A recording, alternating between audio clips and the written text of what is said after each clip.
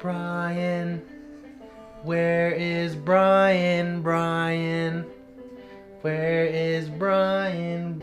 Bryan. He's in LA. Alright, That starts the video. That's He's in LA. What's up, yos? Blocko here at our warehouse, and today I'm just gonna be doing some cooking up, just some demos, and kind of, I guess, just fuck around a little bit with music and kind of show you the process on how we write. Might go into how we do some covers, and just show you a little inside to the process of writing music and a lot of ways that we end up writing Fame on Fire originals. So it should be exciting. I'm just getting everything set up here, and then we'll get going.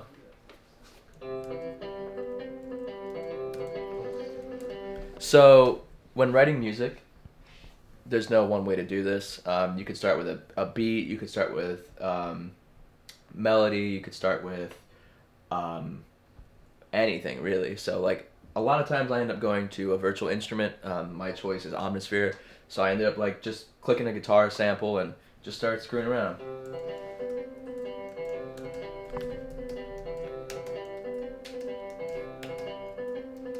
Alex likes this, so I'm gonna lay this down real quick. This is not serious. I mean, it could be serious, but it's not serious. I'm just gonna lay this down real quick. So basically, you want to find your tempo. So I'm gonna tap tempo.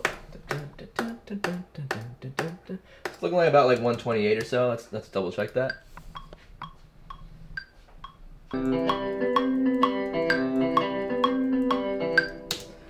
That's fine. It doesn't have to be perfect because then you go back in to what you just did and you tweak it. You put it on time. So I'm actually working in Ableton. That's my weapon of choice. Way back in the day, I learned on Nuendo. Shout out Eric's dad. Nuendo, which is pretty hot, like tight, but I don't know. Eric fucks with Ableton, so I've just learned to use Ableton. So I like it. They all do the same thing, but it's just personal preference at this point. So what I'm doing is I'm just editing what I just played, a virtual instrument, just on time. So that way Alex can sing on it properly, you know? That's good. That's money.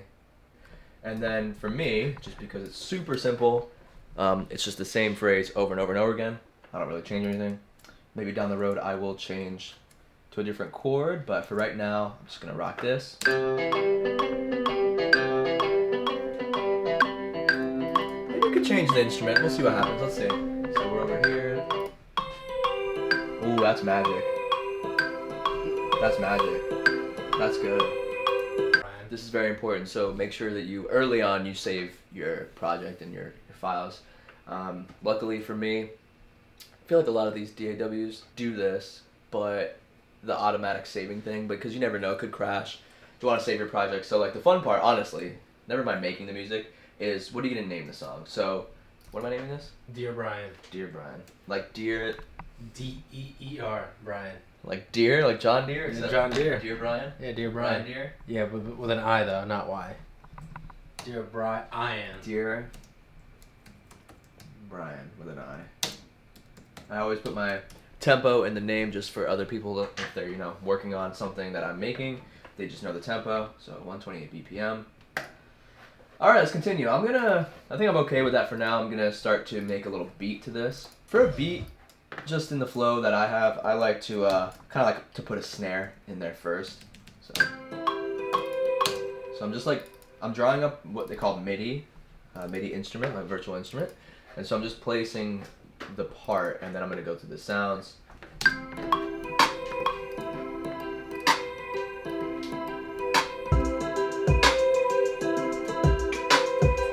It's got that bounce. I feel like with this triplety pattern, I can't go too crazy on the 808s. Just need to write something very smooth, simple and smooth. Let the vocals speak, aka Alex.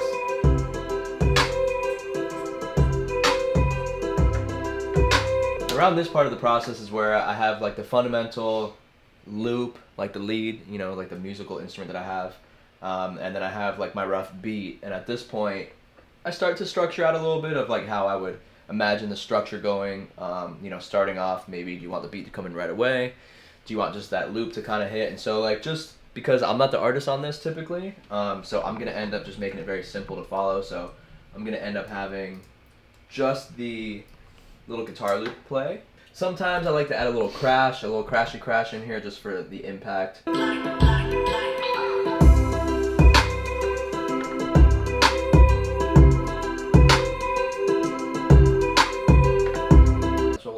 at 2 minutes. And that's it. It's a little 10-minute, 15-minute beat right there. Completely impromptu off of basically, what were you talking about? Bryan not being here? Alex was talking about Bryan not being here because he left us. And since I didn't get any airtime in last episode of FameTV, predominantly because like I'm doing way better things than building a PC. You know, like, doesn't matter what I was doing, but I was doing better things. That's one project down. Let's move on to the next one. Now that I've got the dust off and, you know, I've warmed up a little bit with that previous song called Dear Bryan, which hopefully one day will be released to the public, I'm going to do a little showcase on how essentially we write original music. It's actually very similar to how we end up covering songs.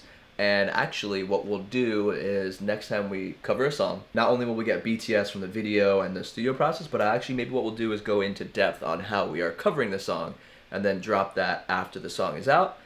If you guys care to, you know, see how we go ahead and cover, like, you know, how our mindsets are and what our thought process is like when covering a song. So if you guys are interested in seeing that, definitely drop a comment below. Let us know that you want to see the process of how we cover our songs and how we've, you know, taken pop songs or rap songs, or we haven't done a country song yet, have we? But, you know, it could be a country song, how we take those songs and we make them our own. So if you guys want to see a process on that, drop it in the comments. But for now, what I'm going to do is give you just a little, like, 15-minute run-through on, you know, essentially how we would do an original song. So a lot of times, I mean, I write a lot of demos, Bryan writes a lot of demos, Paul writes a lot of demos. And Alex usually just films them, you know? Point of the story is that, like I mentioned previously, there's no one way to write a song, but a lot of times for me, I'll end up writing like a lead, something that's stands out, something that's catchy, something that I can then grab the guitar and riff to. So I'm going to kind of feel that out. I'm going to go through some sounds now and just start from scratch like I would any other day and try to demo out something, and you guys will see the process. So here we go.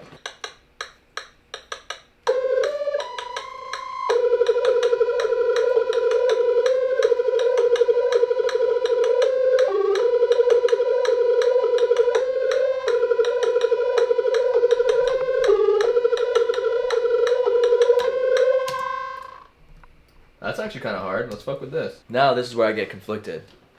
Do I write a little bit of a drum part? Do I just grab the guitar? I think I need to riff over this for sure.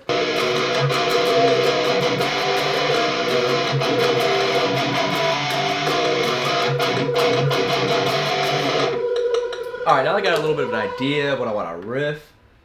I will bring in some drums. So I'm just going to drop a little drum pattern. And what I do is I end up just doing like a basic beat that I kind of just played on the guitar but through the drums, and then I'll track guitar to it. It might not sync up right away, but then what I do is I like to go back into the drums after I've done the guitar and just tweak a little bit of the parts to really lock that in. I don't know if a lot of people do this or not, but I like to mess with the velocity of each hit to make it realistic, because there's no way you're gonna hit the crash like every time, so you do like a punch. You know, so you gotta accent that dynamically, so.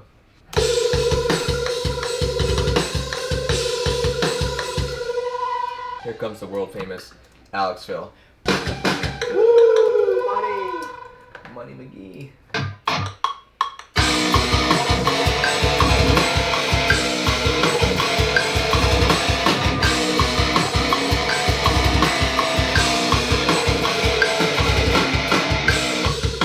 Hard!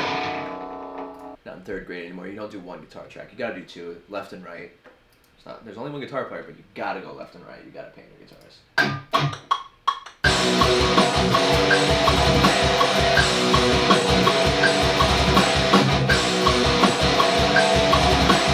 At this point, I like to just add a layer of bass guitar, virtual instrument bass guitar, just to fill in some space for the demo's sake. Oh, did that rhyme? Hell yeah.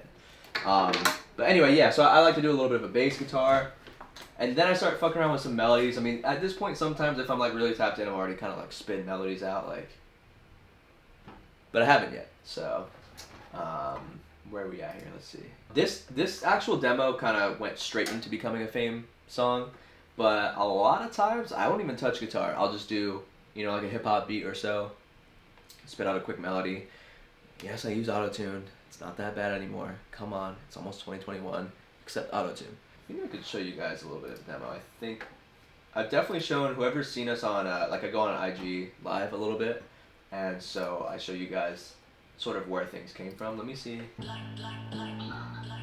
It's okay, it don't really matter if you see it my way. Finger on the trigger, no it's not your day. Funny how the money make you go insane.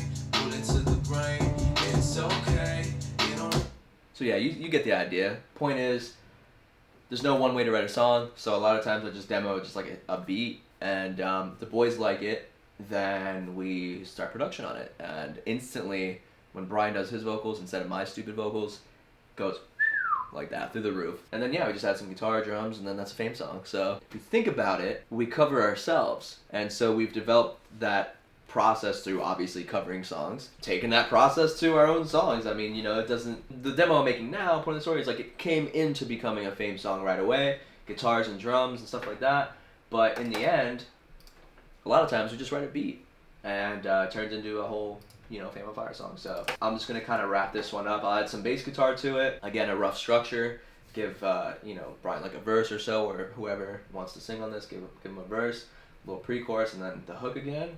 And then it's off to the races. You know, you just start writing melodies, and melodies are fun because I feel like you need to trust your gut, like you trust your instinct, and doesn't mean it's always good, doesn't mean it's gonna be bad, but the more that you do this, the more you just start spitting out melodies and kind of learning from that, you'll get better. And so over the last couple of years, we've just constantly been writing, and I think our stuff's getting slowly better. I don't know if you guys think so, but point of the story is that, you know, this is what we do day to day. We're just writing beats or building PCs, but at a certain point you can't keep building a PC, you gotta get back to writing music. You know what I'm saying? You know exactly what I'm talking about. So yeah, that's the point of my story. So I'm gonna add some bass, and then we'll wrap this up.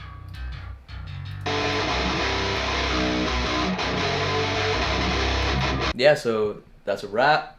That's all I got. I'm fried. It's been a long day, you know? Yeah, so if you guys like this type of content where you see us in the studio and not just BTS, but sort of, you know, in depth on what we're doing and how we work on the music that we make, definitely let us know, because I don't know you guys like this unless you let me know. And if you guys have anything particularly you want to see, you know, sort of more how we break down the vocal process, or, I don't know, get weird and have me try and make a different genre song. I mean, you know, I'm down for the challenge, but either way, let us know that you like this content or you don't. I won't be offended if you don't like this content. Point is, we love the engagement. We love when you guys engage with us. And so hopefully we can do a little bit more of this stuff. I'm super into it because it's what we do anyway. Other than that, I'm pretty sure, can't speak for Alex. I can speak for Bryan and Paul and myself when we say we love you and thank you. Alex will have to tell you on his own because I don't think I've ever heard him say I love you. But yeah, he'll have to tell you on his own. But otherwise, we love you and we appreciate you guys. So have a good one.